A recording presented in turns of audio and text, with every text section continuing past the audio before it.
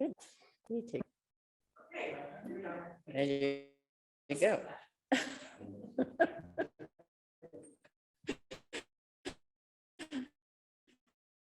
That's awesome. Well, if we think about all the things that you have heard so amazing to me, I even have the same background that Deb has in hers PowerPoint. But the beauty of it is how it speaks to us in ways that we need to hear. And also, just like a good father, I'm a educator, and what we normally, I teach my moms is that's the way our brains function. So it's beautiful that you've been hearing that from months ago. We've been hearing much the same scriptures from different perspectives. And that just shows us how uniquely we're all made and how complex we all are. And that is the beauty of it. And if we can think, those are your tools in your tool belt. They have to use with the help of the Holy Spirit, because otherwise we will not be able to do justice to ourselves and to others, because we're unique. So then if I try to, because it was too big for him, I can't my own. So, and I do not know, I'm not a seamstress, I don't know how to make it. I'm not a silversmith, I don't know how to forge one, but our Father does know. That in mind, you're hearing a lot of information, and you're going to hear more from me that are going to be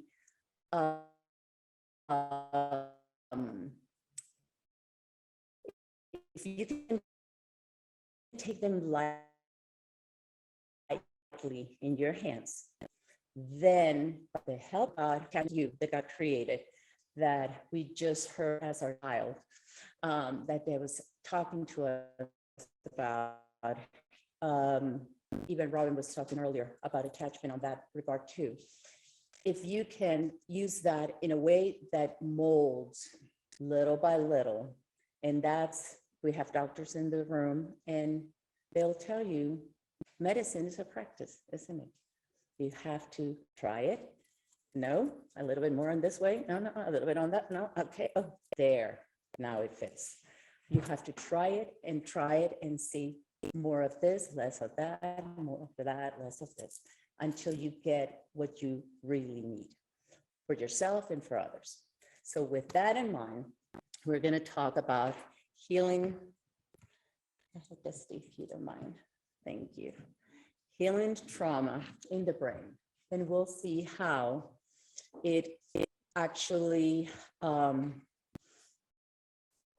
it's more normal that we really think it is.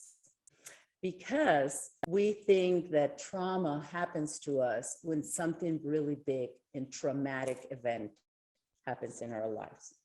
But it actually goes all the way from the gestation time. If you're, we're going to watch a video from Dr. Gabor Mate, and he's a family physician, but he has worked a lot with addiction. And one of the things that he says has caused him to go into addiction in all the years that he worked in Vancouver with drug addicts had to do with their infancy. And so he studied child development and then traced everything down, as we've been hearing over and over, from our childhood. And the reason of that, he didn't have a really bad mom. He didn't have anything that she was not neglectful. She was not an alcoholic or drug addict or anything like that. But he was born during the past in Hungary during the time of the Holocaust. So he had a very stressed mom, that fear for his life, and that a baby doesn't understand war. A baby doesn't understand what's going on. They feel that something is wrong, and they automatically think it's my fault. So then you are born thinking there is something that is not right, but I don't know what it is. And you live your life trying to figure it out. And you end up appeasing feeling with whatever it comes your way. His, believe it or not, was classical music. He spent thousands of dollars in classical music, and he became a workaholic. So addiction has to go in ways that you think we've heard so far, ways that it could go, and it's more common. I don't know how many of you have heard of an addiction on classical music. He actually spent $8,000 one day. He left a woman that was going to be delivering a baby. He was delivering a baby. He left her to go and get a classical piece. And then he couldn't leave. He bought more and more and more. Somebody else had to deliver the baby because he couldn't leave the store. So that is what you're going to hear him. He doesn't go into that part. It's just an 8-minute video that we're going to watch him talk about. But I'm just going to bring the prep work for that. And I'm going to try. I have an hour and a half because there are some things that we're going to actually do, but it's long to have you sitting down listening for an hour and a half. So I'm going to break it down into 20-minute segments, and then we can have Q&A, and we can do some work. So with that said, we go to the next one. And I just want to give you just 5 things. We can talk about a lot of different things, but we're just going to talk about this 5 things that I think it would give us a good framework. I love the way it was talking about how we all have different callings. And I'm actually an EMT and an EKG tech. Cardiology was, when I worked in the hospital, that was what I did the most. I love emergencies, and I am drawn to, obviously, your heart. And I want to make sure that you stay alive. And one of the things that we need, if you think about the body of Messiah as a hospital, you need all different floors. You need ER. You need, I'm an ambulance, the ambulance. So because before you get to ER, I just make sure I get to the scene and make sure that if there is something broken, I stabilize it. If there's bleeding, I can stop the bleeding, and whatever it needs, the first care. And that's how I'm a counselor, trauma interventionist, and that's usually what I do. I like to work on those parameters. And I don't do years of therapy with anyone because that's not my forte. So if after all that I am able to do with you, you have cancer, I'll send you to an oncologist because I'm not an oncologist. So we all have our part, and we all need each other, and we all need to work together. So what I like to do is give you the nitty-gritty, so to speak, just the basics of how to maintain your own health. And when you realize I'm doing everything I can, like I'm drinking water, I'm sleeping well, I'm eating properly, and I still cannot kick off this headache, then I can think of other ways to dig into a holistic approach to medicine And it is important that we do eat and make sure that we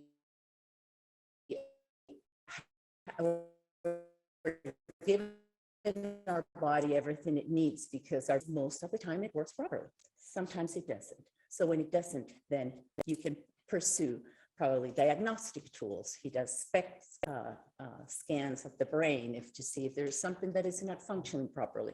So those things are important to pursue, but we all have the basic responsibility to take care of this temple.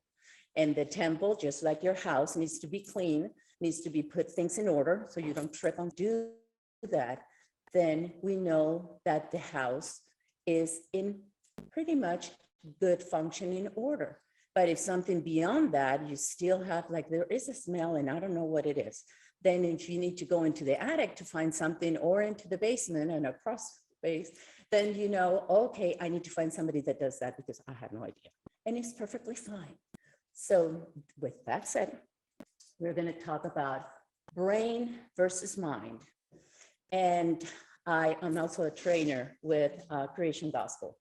And I love when I met Felisa, it was like, oh, I found somebody that speaks my language, because that's the way my brain works. And I hadn't found anybody that would take apart things so simple and would apply it from the beginning. I'm a big picture person. I like Genesis to Revelation, and you give me the big picture and then I can take it apart.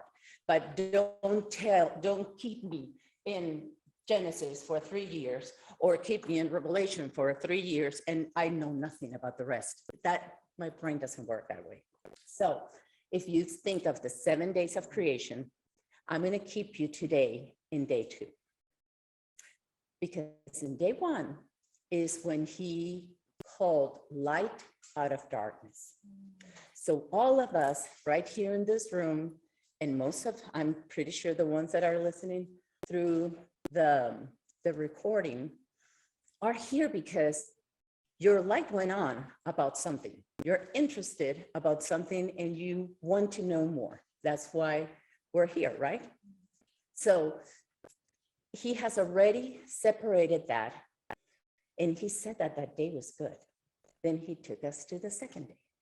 And the second day, he separated, it was water everywhere. And he separated the upper waters from the lower waters so that there would be a space where we could live. Space is very important for our growth. We need to learn how to live in this space. And as we heard, Isha talked about Bina, the woman built. Well, that's the second spirit. If you study in Isaiah 1, it says wisdom, understanding was the second one. That's Bina. That is a building word. Actually, the second letter in the Hebrew alphabet is B for Bina. So, or Bet. So we have that place where we have to separate. Okay, it was chaos, and now we separate. Everything that is above is, or heaven, the upper waters, and everything is below. Almost every scripture I'm going to use today is going to talk about heaven and earth, heaven and earth. And if you look, it is actually when in Deuteronomy it says, I call heaven and earth against you today. When he's saying that, that is a court language. He is a judge making this announcement. We need 2 witnesses for everything we do. And he's always calling heaven and earth. So there is something about that in the reflection that we get from those 2 waters. And we're gonna go into the second one. And if you can see, thank you, Dusty. The first one, it's a beautiful reflection, isn't it? The sky is beautiful. The water is calm and pristine. It reflects perfectly well the upper waters and the lower waters, right? What happens in the second one? The second one, the heavens. Doesn't seem to be too tumultuous up there, but the water is incredibly chaotic. And what happens? Can water like that reflect the one on the top? No. It only reflects the turmoil that we have in our own hearts. So that's why we want to go in and find out what makes our water so turbulent, what causes that, so that I can reflect my Father better. And okay, thank you. So if you look at this and a scripture in Isaiah, it says, "For as the rain and the snow," I'm gonna read it on mine because I can't see that. Actually, I can't see mine either.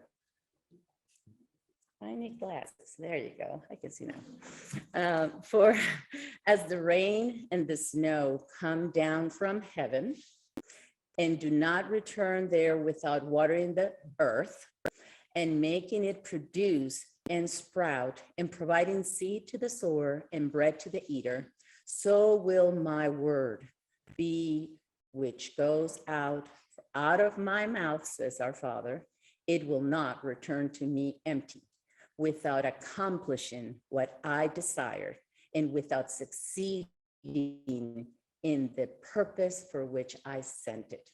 And if we can hang the towel right here on that one. Because if we don't believe that the creator of the universe has a perfect plan for this messy world that we all live in, and that everything he said and that he accomplished, because that word that came out of his mouth is Messiah. He sent his word and he spoke the world into existence. And that first light is Messiah. So if he did that on day one and he said it is good, and we know that he says that he that who started that good work in us and every single one on this earth, because we're all made out of earth, will complete it, then we know that this world will be completed as he said, and he will not go back empty. He sent out Yeshua on day one, and he said it was good. That was a good work that he started, and he will complete it because he is the Omega. He is the end. He is the Tav. So all this may not in the moment, day two, remember, he didn't say that day two was good. It's the only day of creation that he didn't say was good. All the other ones he did. Why? Because it wasn't finished. We're not finished. He's working on all of us. So that day two, we're in it. And sometimes it's like this. Sometimes it's beautiful. And you're like, oh, you're reflecting the Father in a beautiful way. I can see him through you. And sometimes it's like, sister, your life is a mess right now. And you know what? And it's the same one. Peter said, what did he say to Peter? On this rock, I will, in his proclamation and his declaration, you are the Messiah. 3 seconds later, he goes, get behind me, Satan. Right?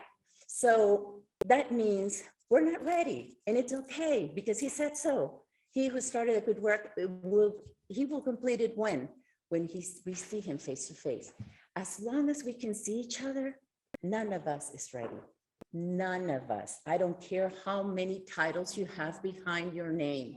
It means absolutely nothing. If I can see you, you're not finished. I'm not finished. Okay. So if we can level the ground right there, that would be so much easier to deal with our life, right? It's and the other thing that I think it's so important that we're here is this.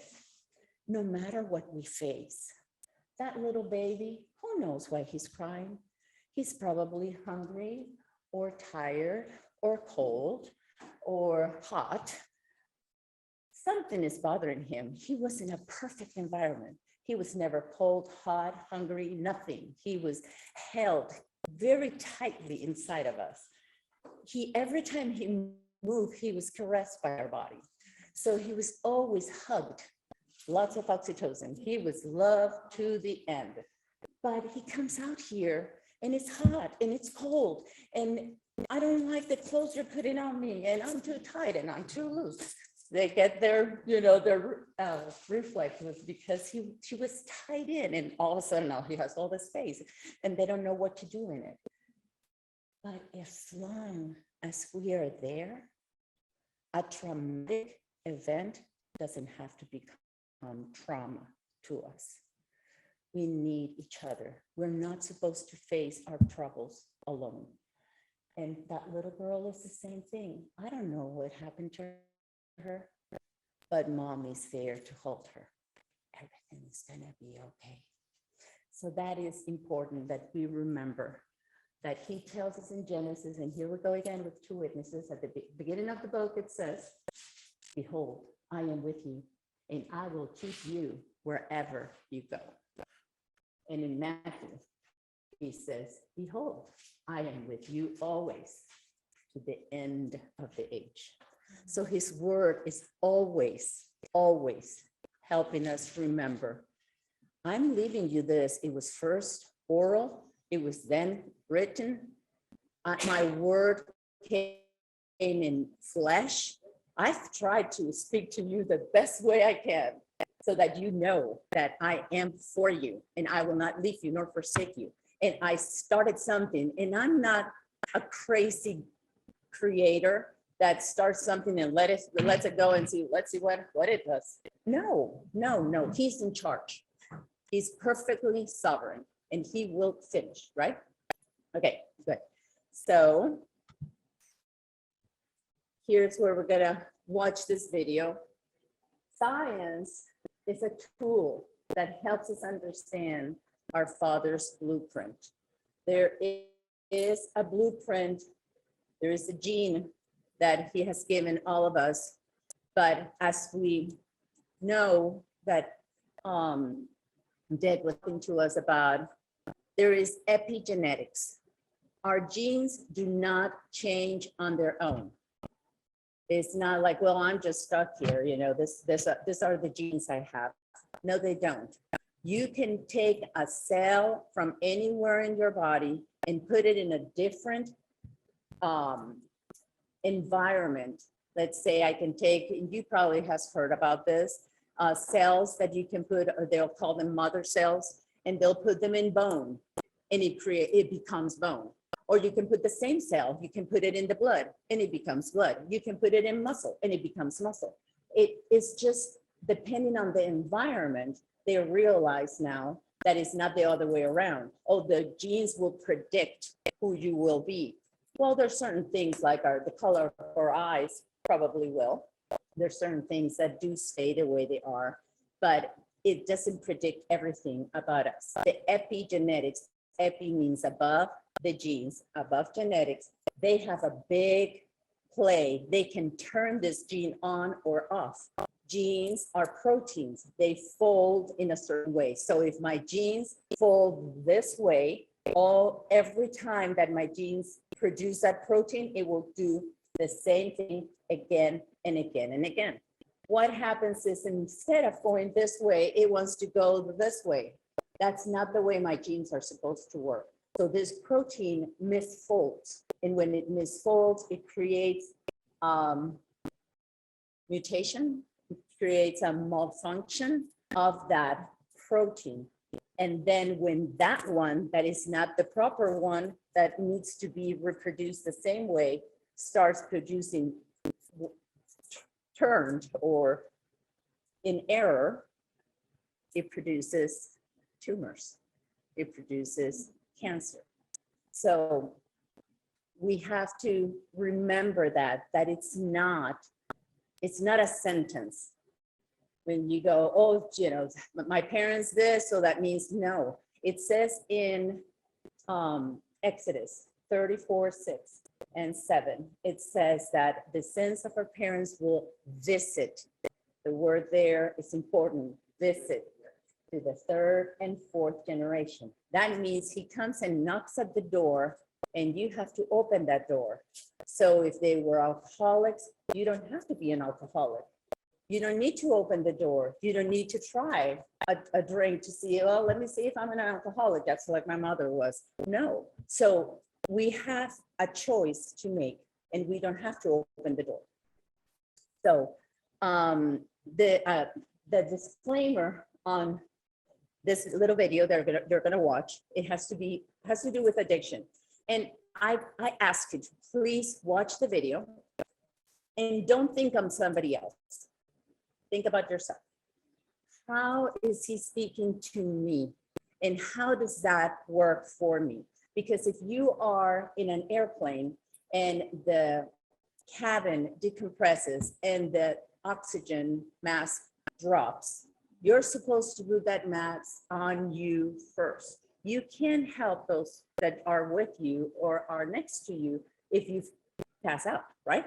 So try not to watch it and say, oh, I know who needs to watch this, but try to see, how is this speaking to me?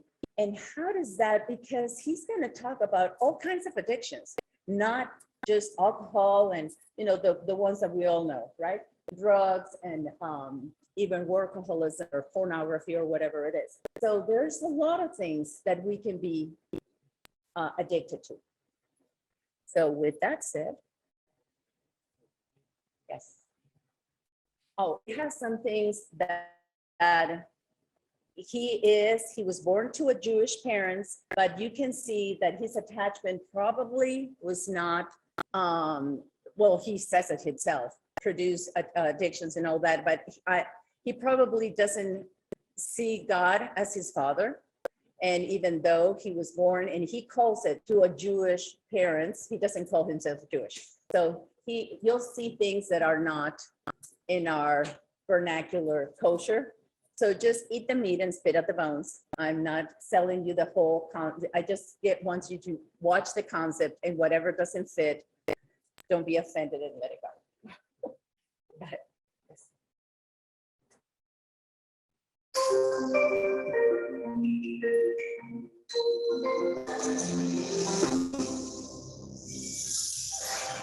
So an addiction is a complex psychological physiological process which manifests in any behavior that a person enjoys,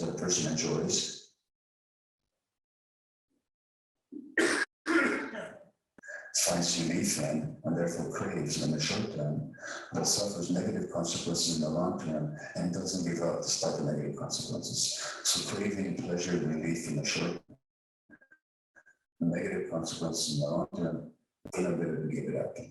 Now, notice I just said nothing about substances. I said any behavior. So it could be related to cocaine, crystal.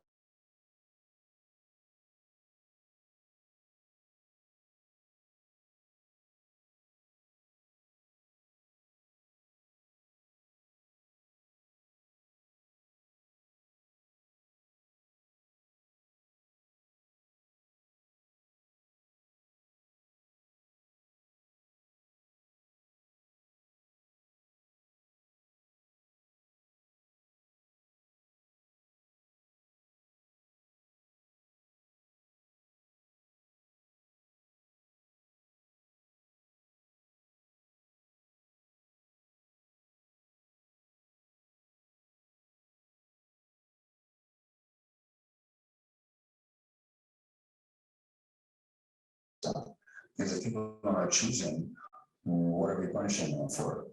And I think the medical definition is closer to the truth. I don't see it as it's a genetic disorder, and I don't see it as a primary brain disorder. So let me show you why that's okay.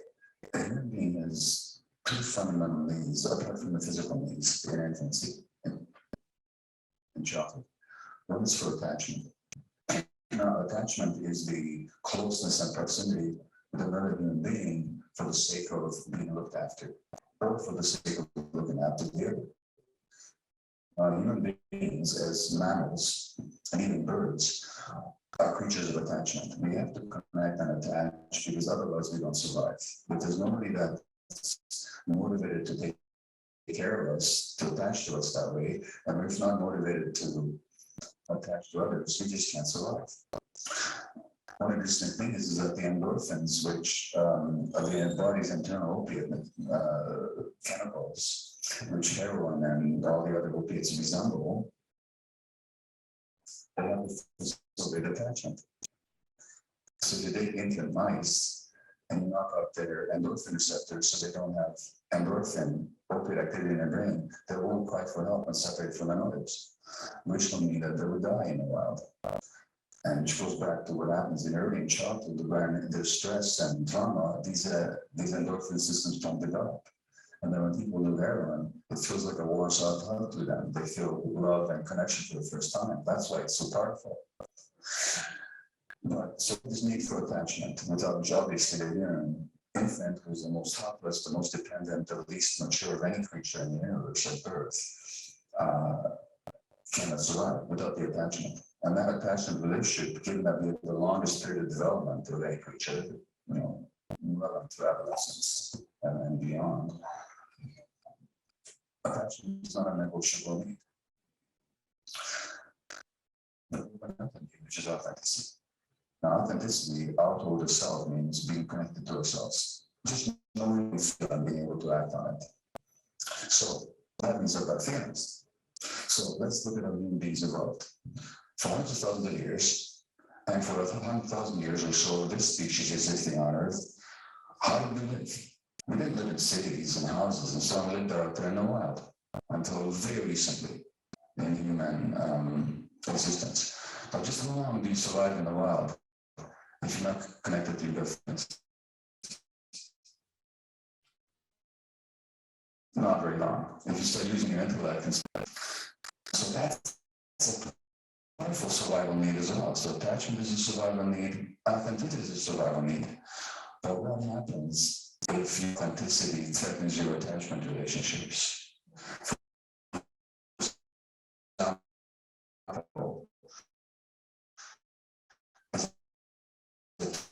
You get angry because you're going to get that cookie because they grew up in homes and they're terrified that the best you're seen is not that good little kids don't get angry, but the angry little kids don't get loved because your parents are now someone won't look at you, they talk to you in a harsh way, you're not getting loved. Not experiencing love at that moment. Now, you got to stay attached. Guess what you're going to suppress?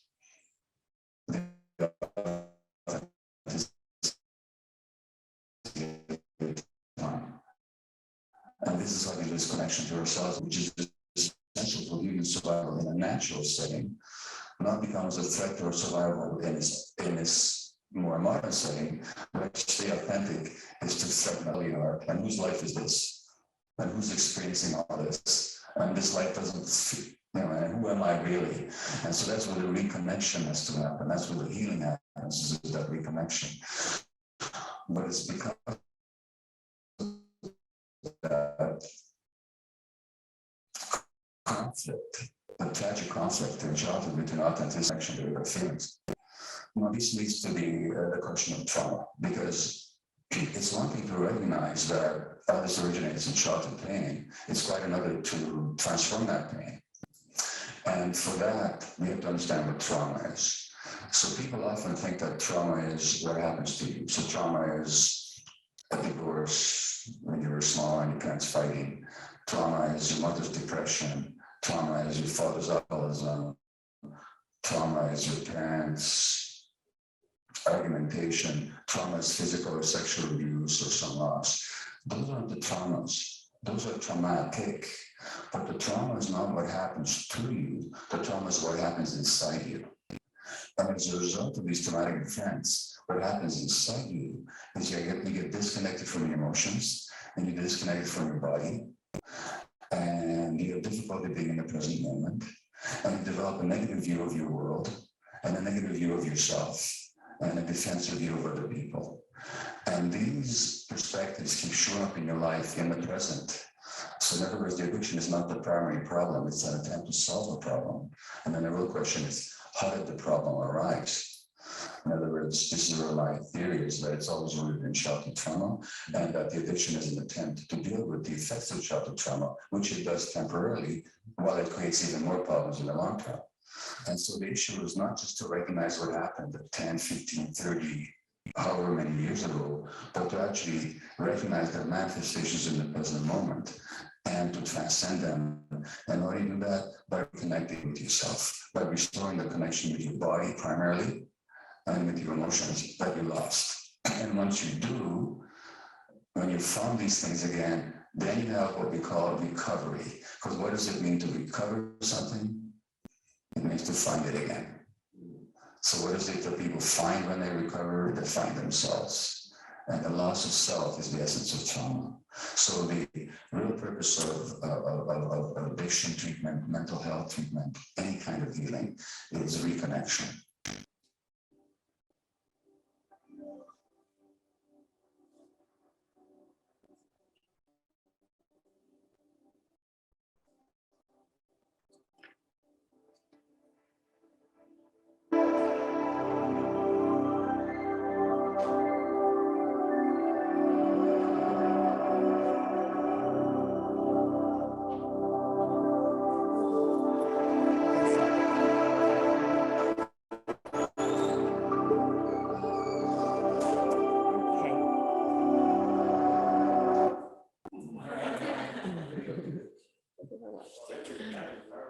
Mhm.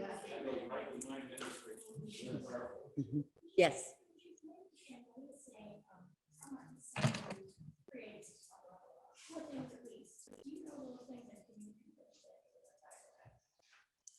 Mm, yes, and I don't know verbatim the words he used, but yes, you'll have the link and you can watch. Okay, and basically what it is, what he's talking about there is pretty much what Deb was talking earlier about, that inner child.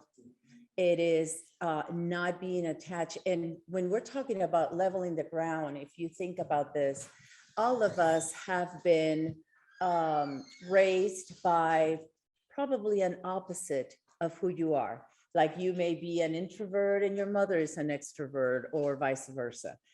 And then what happens is your parents are going to raise you the best way they know. And in my case, I'm an extrovert, so I'm going to raise you the best way I know to. I want to give you all the things that I want. So if I like I charge my batteries with people. I like to be in places with people. I would probably sign you up for every class you would ever want to take. I would take you all kinds of places. I love to travel. I'll take you, but well, one of my kids is an introvert. She hated that. Do I have to? Of course. You need to learn a sport. You need to learn this. You need to go there. I don't have any friends because you don't go anywhere. You need to go places. You need to. And it was like, for her. And I'm thinking, oh, she's just, nervous and afraid, or it's okay. She'll warm up when she gets there. And no, that was not who she was. So her inner self is, I need to be alone. I need to charge by myself, not with people. And so much activity is driving me nuts. And I was part of the worship team, part of the missions team. I was part of the women's ministry and the dance ministry. So I was involved in and then I have an extrovert son who was he's a drummer, and he was in the youth group. So everything that the youth group, I was taking them, going them, I was chaperone, so she's tagging along all of this with two extroverts, and she's like, I remember I homeschooled them. So Gabriel was like, get distracted with everything. So I finally put him on a co-op, and I asked her, do you want to be in a co-op? No. And I'm thinking, didn't you want to be with other kids? No. And I couldn't understand that. It was like, why not? But she needed that time off from all kinds of stimulation. So to her upbringing with me was traumatic. Even though I was well-meaning and wanted to give her everything that I thought it was good for her, but it was too much for her. So That's why he says that trauma doesn't always have to be something horrendous that happened to you. Just living with an extrovert mom, if you're an introvert, was traumatic enough for her. So, I'm learning all this stuff already in my 50s, and I'm calling her, she's in her 30s. And I'm like, I'm so sorry I did this. I'm so sorry. And I'm like, Mom, you're okay. Everything's fine. I'm fine. But the thing is that, we think that only big events are hard.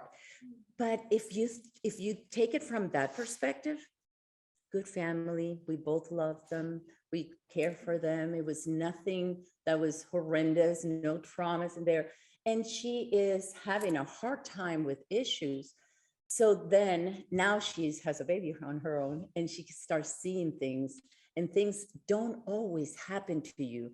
When it says there, what happens to you, you may at that point say, well, I don't know what to do with this. My mom is bigger than me. She probably knows what she's doing, and I don't know how to go against her. So you stuff it. But then it gets to teenage year, and she really never was rebellious or anything like that, but she could have. And she probably could have got to a place and said, enough, you're not taking me anywhere that I don't want to go, and I'm done with that, and I don't care, and I'm not going with you. She could have perfectly fine, because she's been stuffing that. And then you're like, where is my precious little girl that was always so obedient, and now she's a teenager, and look, it's a mess.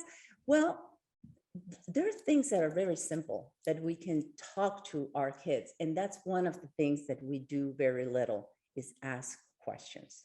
So for that to happen, because we're all unique, you need to ask, we're going in to do this, would you like to come? She may not want her to come. And many times we went to places and she would just stay in the car or go to a place where she could be alone and she could see everyone, but she was on her own. And that was fine. And it's okay, you want to do that, that's fine. I never really forced her, so that's fine. But a lot of times we do have parents that do, no, you cannot be there alone, you have to be here. And you force them to do something that then it gets worse and worse. So then she's stuffing, and then it comes to a place that is going to come out. And when it comes out, it will come out in all different ways, depending on their personality, who they are, again, that environment, depending on what environment they're in. A lot of times we get in bad environments, and then we do things that we probably would have never done any other way, but because the environment pushed you and you wanted to belong, then you went along with it. So the important thing is that as parents and grandparents, we ask a lot of questions. What do you think about that? What do you like that? Do you don't like that? What do you, what's in your heart? What are you thinking right now? And then just learn to know our kids and to know their inner child, because if we can nurture that inner child from the get-go, we don't have to deal with problems when they're adults. And so with that, we're going to go to, I'm not going to deal a lot with attachment, since we've heard a lot of attachment from Robin and Deb today. I would like to go into what is it that God has for us, and going back, laying down that foundation for us. In Malachi 2:10, it says, have we not all have one Father? Has not one God created us? Why then are we breaking faith with one another, profaning the covenant of our fathers? And it's important that we keep that in mind, because we have this concept. And when I came out of Christianity, it was always this us and them, us and them. And that is something that, and as I started actually studying Musar, is when that opened up a little bit more and realized, you know what? I have brothers and sisters that I know who they are, like right now with all of you, but I have brothers and sisters to be. They're not yet. my brothers and sisters, but that doesn't mean that they won't be, because if one Father created us all and we are firstborn, we have other brothers and sisters that we still don't know. And we can't be the us and them anymore. And as the bride makes herself ready, we need to learn, I am an older sibling, I'm a firstborn. And when I talk to anybody else, whether they believe the way I do or not, they're my brother and sister to be. And then we don't have this us and them. That's another way that we need to level the ground, that we need to learn to see everybody as holy, because God made them unique. Therefore, they are holy.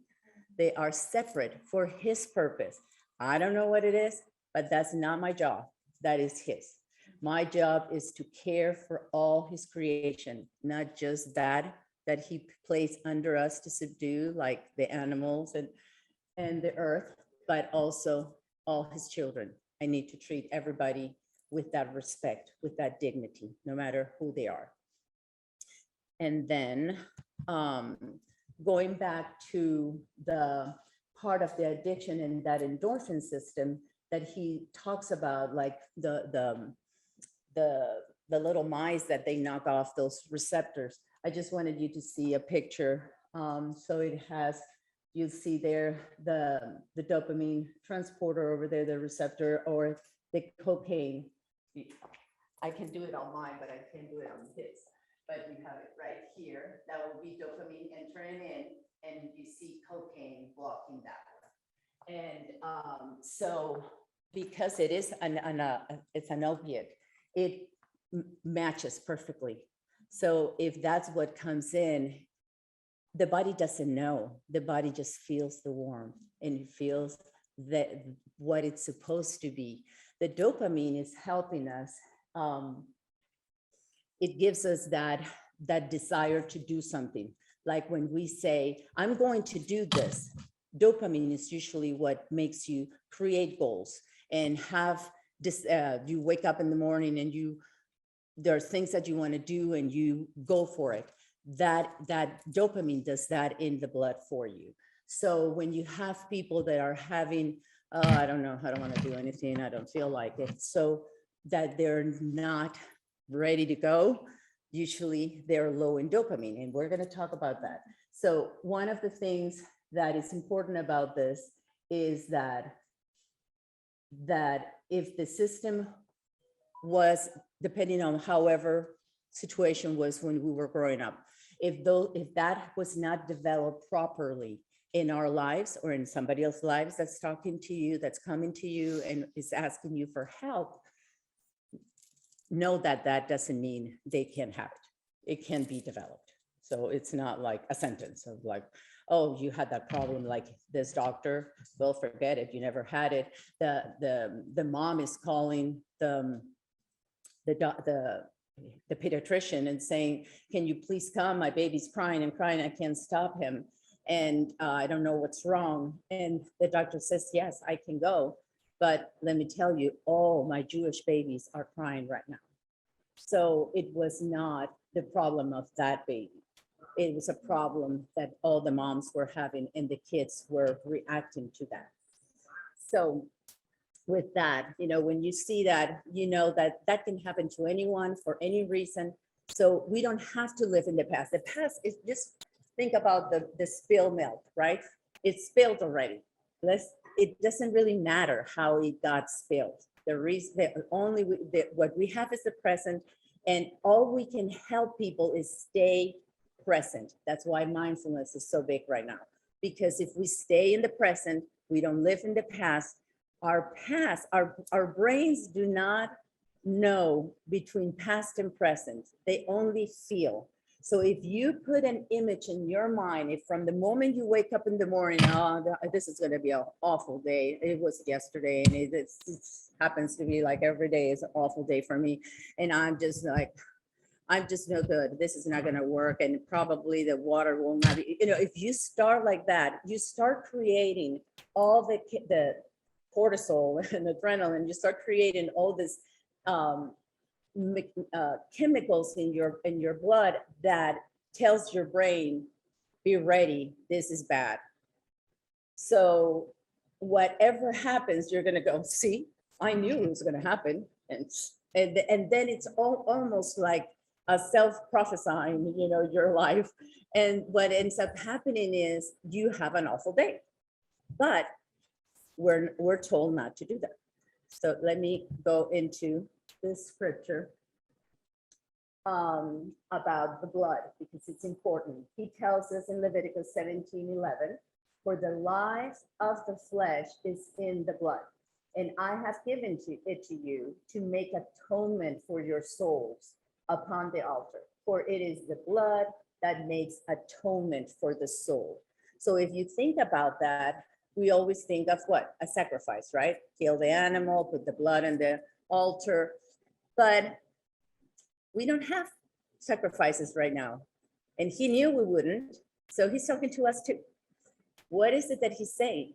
A lot of those chemicals, and if we can read, blood is the most important transport medium in the human body.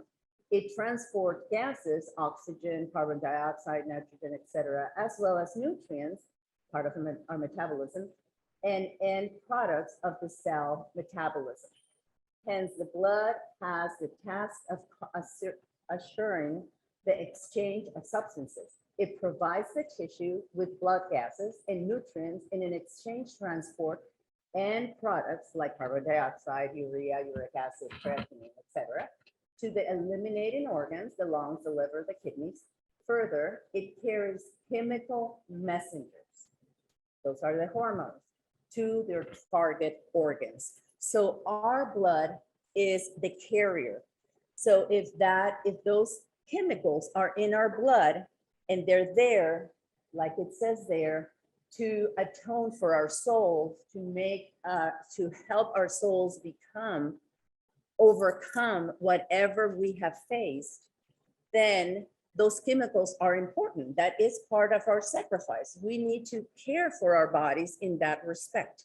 We need to, whether if something is low or high, we need to balance. Our body always wants homeostasis. It's always trying to balance us out. And there are times that our body cannot do it properly. So we need to be in tune with that. So we're gonna learn we're gonna meet the 4 happy hormones.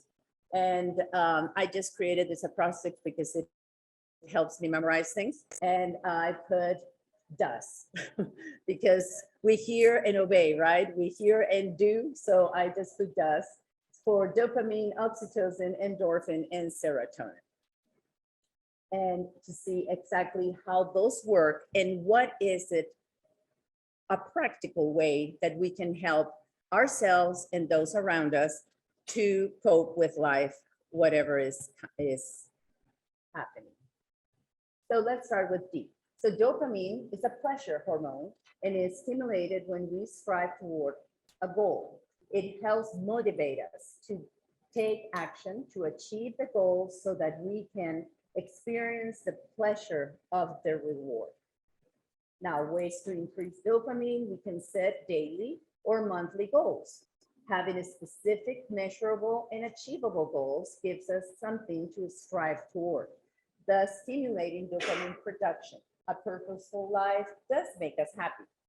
Exercise with an objective. Dopamine levels tends to rise together with serotonin when we exercise. Since dopamine is associated with goal achievement, setting a distance or time target will stimulate its production. So just getting up and saying, well, I'm going to walk, or I'm just going to get on the treadmill. If you don't set like a time or a goal, I'm going to do a mile, or I'm going to do 10 minutes.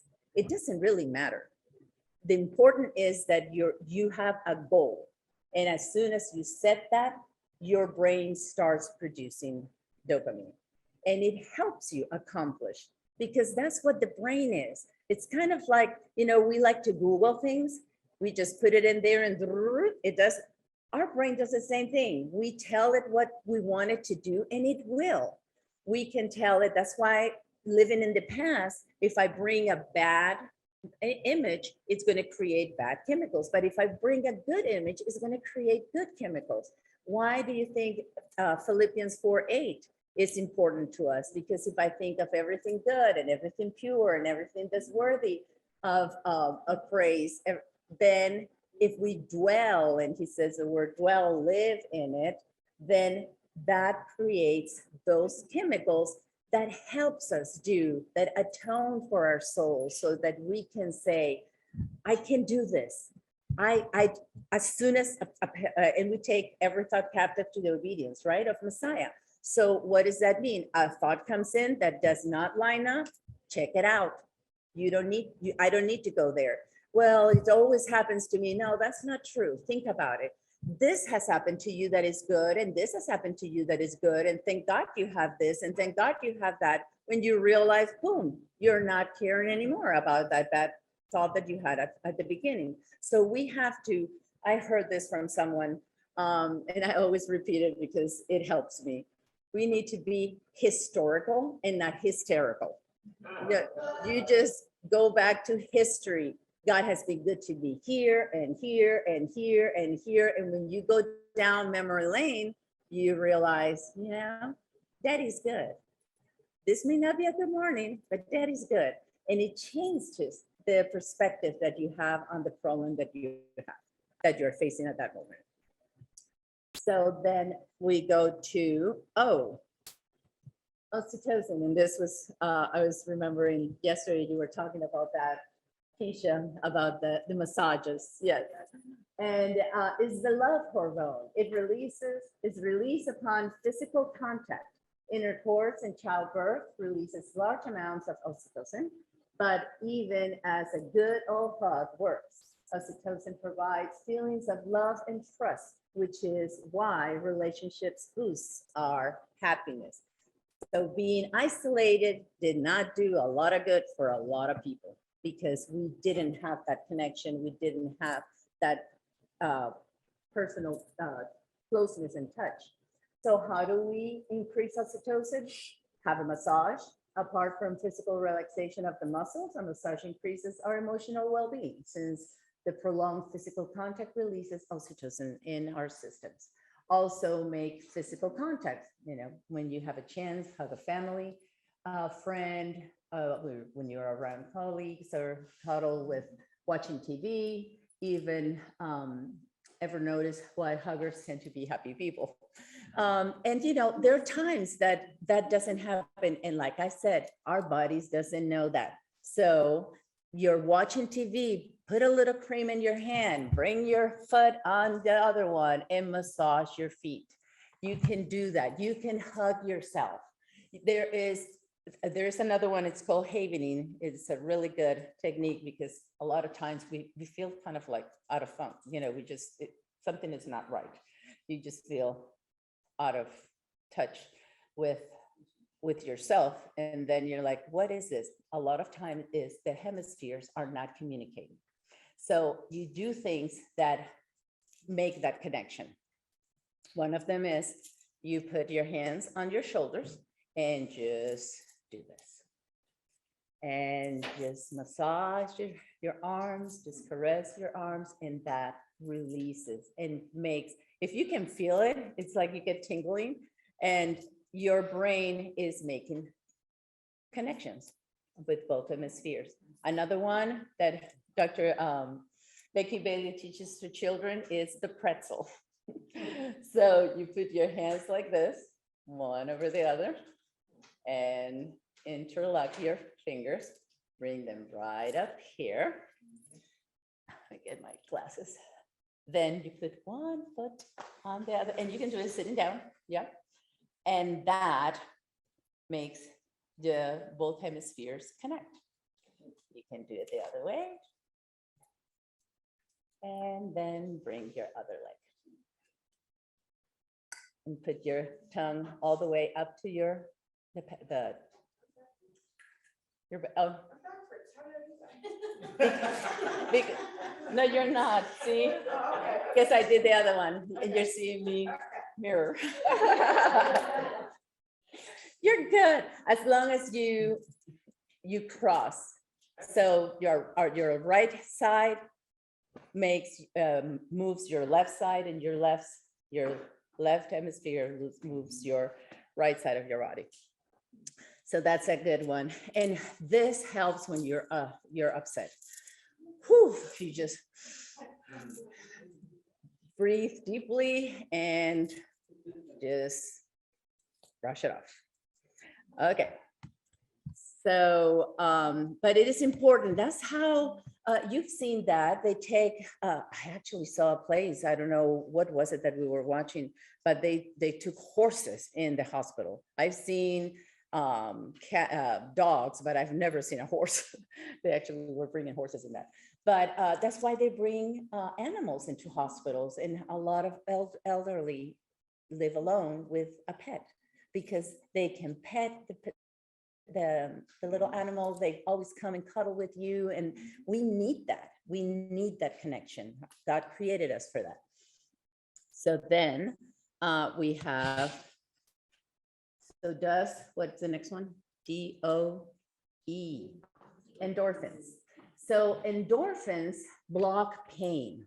And that's the one that he was showing with the mice, that they knocked off those endorphin receptors, and then the mice wouldn't even cry for help if they were hungry or afraid or whatever, because if you don't have, if you don't feel pain, you don't cry, you don't know that you need something. So it's important that we do have, that we don't automatically, quiet down a baby every time it cries. It's just, we're there to know what is it that they need, what is it that the baby needs. So one way, it is an opiate, so it is kind of like morphine to us. It appeases us. Like when we do extraneous exercise, we don't, we create dopamine, and it makes us want to do what we're doing, but then it gets to a place where you're in pain. And when you feel that pain, your body creates endorphins to help you push through. And not that it's going to actually, make you feel good, but it takes the edge of the pain. So a lot of times, if you do this, if you do any type of stretches, get to a place where, like if you are bending or stretching in any given way, and then you get to that point where it hurts. So you stop there and breathe. Just deeply, and wait a few seconds and push again. You're going to be surprised. A lot of times, because when you feel the pain, your body produces the endorphins and they go to the place where the pain is. And it's not good to push and push and push and do something that it's going to damage a muscle. But you're bending and you stop and you just breathe and you wait a few seconds and push again, and you will go even farther without having to do any big effort, because the endorphins come in and help you go a little farther. So that's a safe way to do it, not trying to push through and then damage. Although bodybuilders do that, they break muscles so that it bulks up, and if that is what you want, you can do that too. The other thing is spicy food. I don't like spicy food, but my husband loves it. You do? Oh gosh, he just do it. And he eats it. And it goes like that, and he's red and crying, and I'm like, what? Why would you even do that? I know Keisha loves it too. But it's good. It's good endorphin. Yeah. So it is receptors in our tongues react to spice by sending signals to our brain, similar to pain signals. Because it is painful. I can see it. It tastes good. You like the endorphins. So yeah, exercise and eat spicy food. if you need pain relief. So then the S is for serotonin, and it boosts the immune system, the mood. I'm gonna read it over here since that is covering it. It releases upon physical contact. Well, I'm back to, yeah, I'm in O. I'm like, no, that's not it. S, okay. Boosts our mood and makes our more agreeable and sociable. Lack of it causes irritability and depression. So a lot of times if you know of someone that is irritable or depressed, they may be low in serotonin, and there are ways to do that. Choose positive thoughts. Back to Philippians 4:8. When we choose to remember happy events in the past or focus on what I'm grateful for in the present, our brain seems to produce more serotonin. Expose yourself to light, sunlight. When we produce vitamin D, it helps produce serotonin. Exercise at low intensity. Those are more of the anaerobic. And consume tryptophan with carbohydrates. Foods like milk and corn contain tryptophan, and our bodies convert it to serotonin. That to me is interesting because how much like macaroni and cheese and chips and queso. Yeah, you see it in movies, you see it everywhere. It's like, yep, that's something that produces serotonin and makes us feel happy. Okay, so let's see that. Let's look at that scripture that I was talking to you before. So I call heaven and earth to witness against you today. And if any of you are familiar with the creation gospel, I divided that into the 7 days of creation, and I put the colors of the rainbow as part of that each day. But if we think about, it says on day 2 that I have set before you life and death, blessing and curse. So we talked about being on day 2 and that day of building, we're building a house. And it is important that he's telling us that he has set before us life and death. And day 2 was not a day that said that it was good. It didn't say it was bad either. But it led to day 3, which is resurrection, which is the fruit with the seed. The seed is the word of God. So separation is always good when it leads into gathering. It gathered all the waters on one side so the earth could be seen on day 3. So it is important that we remember that we are to choose life. That's the resurrection day, so that you and your descendants may live. So it fits perfectly on day 3, and that you may love Jehovah, your Elecha, or Elohim, that you may obey his voice and cling to him. So day 4 is the day of authority, the day of the Moedim, Shavuot, when we say I do to our bridegroom, and it's the day that we can say that by choosing life, we will be able to love him, to obey him, and to cling to him. So that is important that we remember that. That is being part of that kingdom, submitting to his authority. And 5 is birds and the fish, taking the seed all over the world through the Ruach, through the breath of God, for he is your life. He is our life. And the length of our days, day 6. So what happened when the beast and man were created on day 6? And what happened when man obeyed the beast? Death came into it. So on day 6, if we cling to him and obey him and love him, our days will be prolonged in the land that he has given us. Day 7 is the day of rest, where he promises and he swore. So all goes back to the same thing. He is in charge. He will fulfill. He will do what he said. The bride is getting herself ready by doing the things that we need to do, but he will do, even if he has to do sometimes break a leg too, but he will do whatever he needs to. Okay, so medicine. The only word in the Bible, the only place that the word medicine in the Bible appears is in Proverbs 17:22. And it says, a joyful heart is good medicine, but a broken spirit dries up the bones.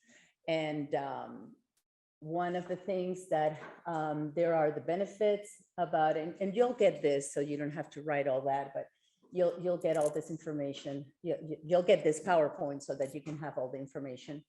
But look at all the research that is in that. This part was really interesting to me, that children laugh around 400 times a day, in adults only about 15. That is sad.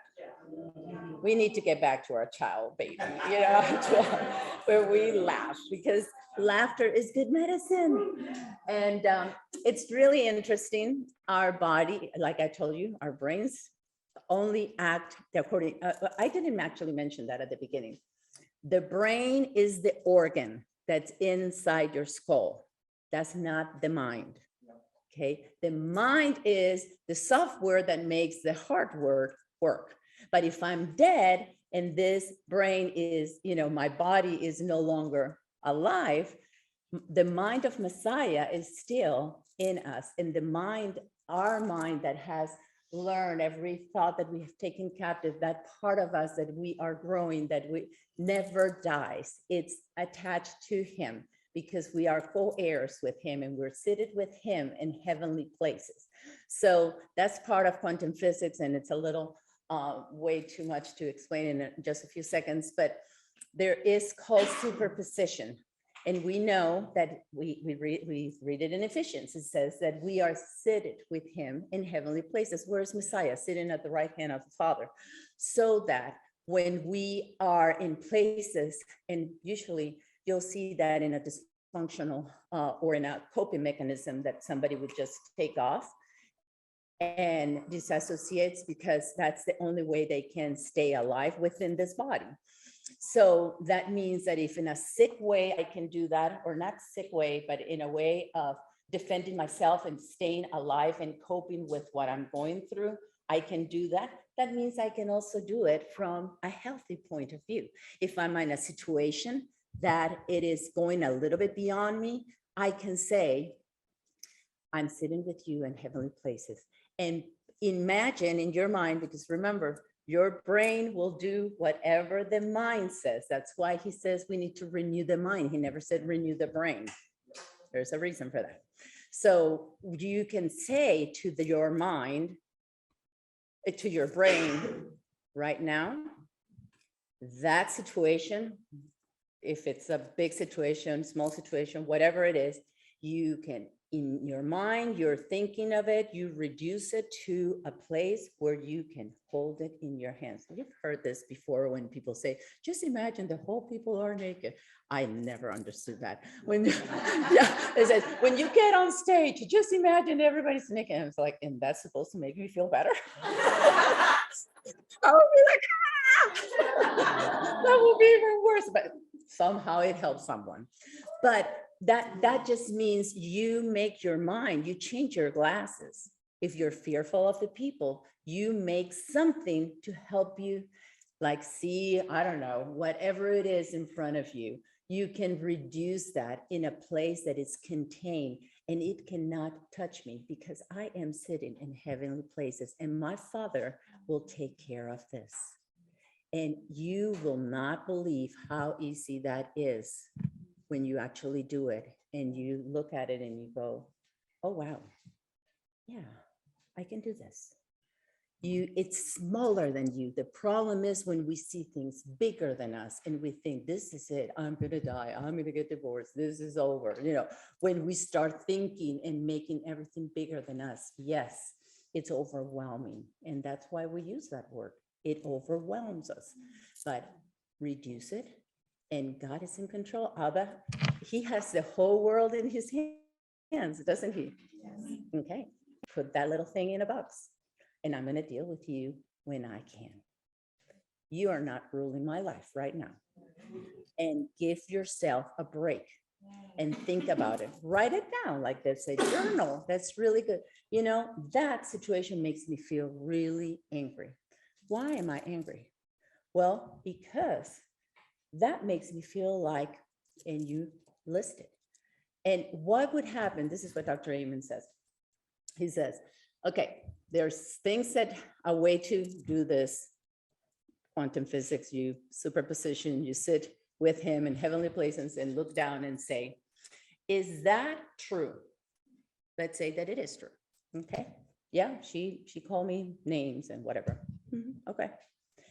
Now, let's take a question. Is that absolutely true? Do you know 100% without a doubt that that is true? Well, no, not really. It looks like it, but I'm not sure if it, okay. So how does that make you feel thinking that that is true? Well, it makes me feel awful. It makes me, and then you name everything that is awful. And then it goes, okay, what would happen if it was the other way around? Well, I will feel great. I will feel like the, and then you list the opposite of that, right? We go back to that contronym. If it's hurting you, turn it around. Make it work for you.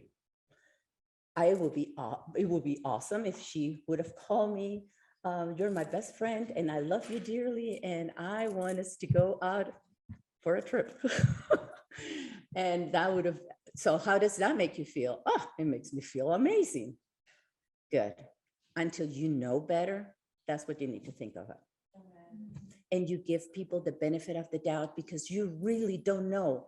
Did they really mean it? It's kind of like what Deb was saying, thinking about her mom. When you look back and it's like, wow, okay, yeah, I this and this and this and this happened to me, but look at all that she had to go through. All of a sudden, the perspective changes, right?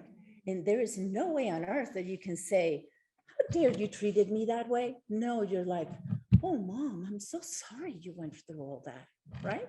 So that's what we need to do. We give people the benefit of the doubt. We turn it around, and until God proves us otherwise, we let him handle it. We can leave it there. There's a little meme out there that the devil is knocking at the door, and the person inside goes, Yeshua, it's for you. Don't answer. Let him answer, because otherwise, we get in trouble. But the part that really hit me when I was listening to him on that video, Dr. Gabor Mate, it was that he was talking about we have a second brain. So he gives us in our gut, that what he calls the gut feeling, which we could call our inner child. So God created us in the perfect world, what we would have been.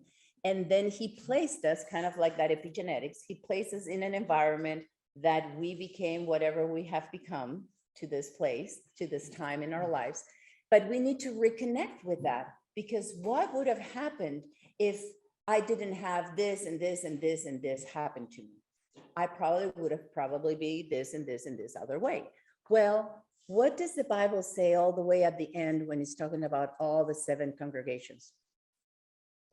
He who overcomes, he who overcomes will get this and will get that and all the different rewards, right? So that means that our whole life is to find that, reconnect to that child in us, and help us overcome whatever it was. So yes, I had this and that happen to me. Okay, but that's not who you are really, who you are. So who are you? So you find your true self, you find that, and then you can say, but this is who I am.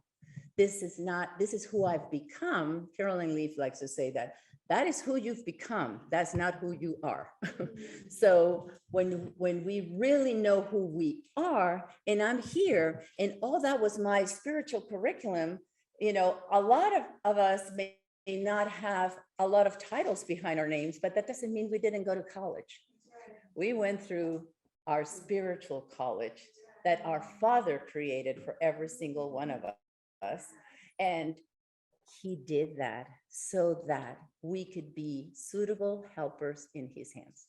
So he did do that with many here in the room, and you're using it, right? He gave you all those tools and you're using them. So do we. All of us have a plan. There is a big masterpiece and there's a big puzzle, and every single one of us is a piece of that puzzle. And you have to be the shape that God made you to be to fit in it. Because if I make myself square, because I think squares are more beautiful than triangles, then I'm sorry, I won't fit. So I hit myself because until I become a triangle, I can't fit in his plan. And you know what? I am not stronger than God, and I'm not going to mess up his big masterpiece because I decided to be a square. No, I'm not bigger than him. I'm sorry. He's going to make me a triangle whether I want it or not. So I go through a lot of things, and then he shows me he's not an abuser. So he'll show me, and then I'm like, I want to be a triangle. And then I want to be a triangle, and then I will be a triangle, right? So, but he has to work with my heart and get me to the place where, remember again, this water looks like this water. And that is our day 2. And that is all I have for you. I actually have more, but I am not going to go into all of that because it's a lot and it's been a long day. And I really think that there comes a point where our brains go, that was a lot. So, but you will get the PowerPoint, so you can look at that. And then because it goes more into the different ways how our brain works. I'm gonna move this.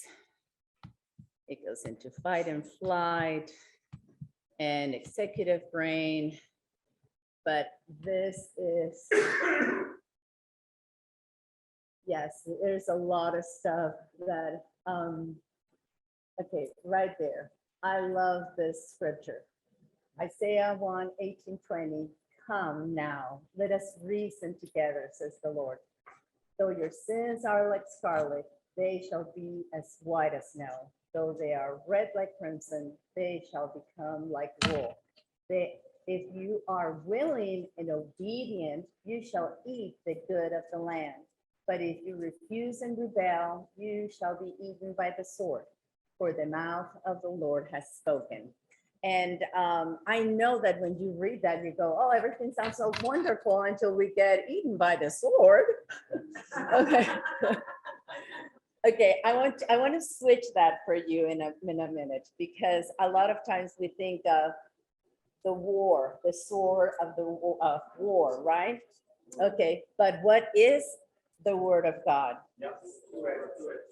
Mhm. So if you think about it, it's not as bad as it sounds. If we refuse and rebel, that word will bring us back in place. So he's there for us. He's there to help us and not to destroy us. He is in all of us, you know, we are at his fingerprint. And just like two fingers are not alike, that's why we're not all alike, but we all represent him. And there is a big picture that he's trying to get, and he will get. And all we have to do is, I want to eat the fruit of the land, right? You do too. And if we obey and we continue to do what we're doing, we will learn the things that we need to learn, and we will help each other, because the days are getting shorter and they're not getting easier. So we need each other, and we need to continue to work on that. And the last one, oh, and it goes, the whole brain thing, I was going to take you into Jacob's ladder. We will do it at another time. Oh, another one thing that you're going to get in this is that bedtime Shema. Ephraim talked about at the beginning. I hope somebody's talking about forgiveness. That is an amazing prayer. please, if you can pray that every night, if I don't pray it exactly, I kind of know it now by memory in my mind. You need to close every tab that is open in your brain, people that have hurt you or that you have hurt. You ask for forgiveness every day. I love, actually, my favorite part of that prayer is the part that it says, it asks, for anybody that has angered you, antagonized you, sinned against you, whether it was your body, your property, your honor, anything that was yours, which could be your own children or anything like that, whether he or she accidentally, willfully, carelessly, purposely, whether through speech, deed, thought, or notion. I forgive everyone. May no one be punished because of me. That hits me every time I read it, because that should be our heart. I know that for years I was like, oh, I wish that person suffers the way it's making me suffer. And it's incredible how he changes your heart. And it's like, oh God, don't, and then it even goes in the part that it says about learning.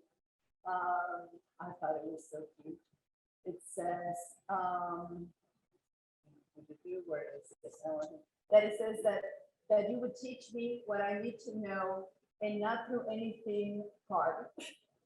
So it's okay to ask. Don't, may it be easy. Don't let it be too hard on me. But the other one, even may my offspring be perfect before you. So even that, you're praying at night for your children. May their lives be perfect. And perfect, it just means mature and complete. We want our children to be mature and complete and walking in the will of God. So that is just a beautiful prayer. That the purpose with that is to close every tab that you can every day, because a lot of times our brains work in ways that are too much. They're overwhelmed because we're keep them open too long. And those things we need to close it. Yes, he did. That's fine. Forgive and let go. God will take care of that. That is between God and that person. You just keep going. Don't stay in the past. Okay, and then that's it. The last one is the bride is making herself ready. And Father, we ask that everything that we talked about, wherever I was wrong, please forgive me if I said things that I didn't explain fully or well. May you erase them from our minds, and may everything that was good and perfect that comes from you, Father of lights, may it be fruitful in all our hearts, and may it help us grow to be the bride that you have called us to be, and help us to be useful to others, that we learn that we're not here just to fulfill my plan, but I'm here to be useful to you in the life of others. I bless you, Father, and thank you for your blessing on all of us. Amen.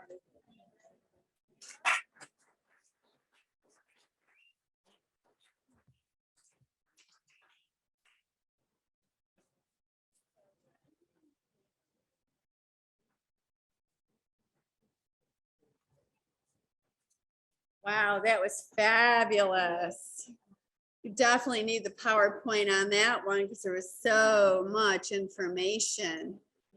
It's beautiful how the Father just wove all of this together. And so we're going to take a break, and I'm going to ask y'all to pray, because we are working on obtaining the message from Jim Staley. And this has really been quite a battle to get whatever message the Father has given to Jim Staley to give to us. So I'm going to once again ask for you all to be praying that the Father will overcome the enemy, because our God is greater than the little g God who's trying to interfere again with a message that our Father Abba has for his people. So we're going to take a break and stay tuned, folks. Thank you so much. Do we stop that recording?